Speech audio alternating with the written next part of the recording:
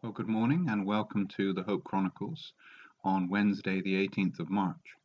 And we're in different days now as people are working from home, self-isolating, and there's an increasing sense at which we are hiding ourselves away from this storm. And in the Bible, there are a number of places where that sheltering away is referred to as the storm rages around us, and Psalm 46 is one of those places.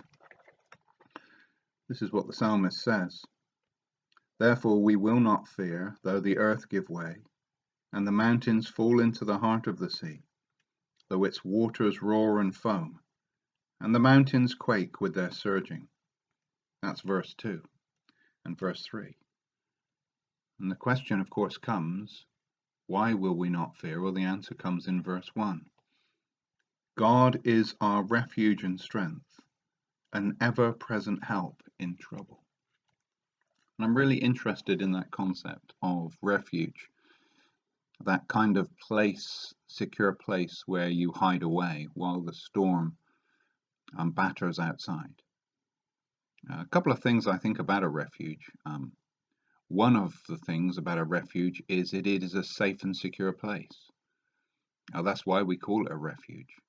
That when we're in the refuge, we are shielded from all that's taking place outside.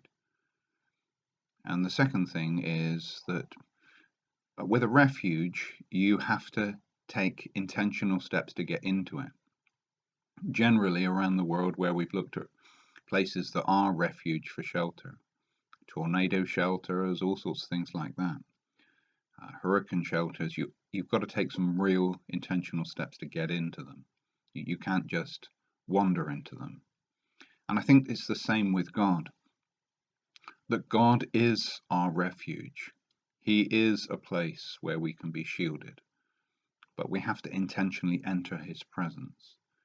We have to enter his generous heart. We have to come to him and say, Lord, open your great heart and allow me in, that I may be safe in the midst of your presence.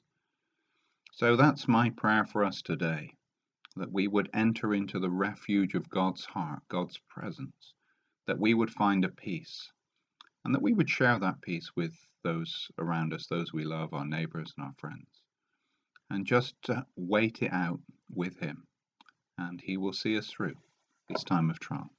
Well, may the Lord's blessing and peace be with you all today.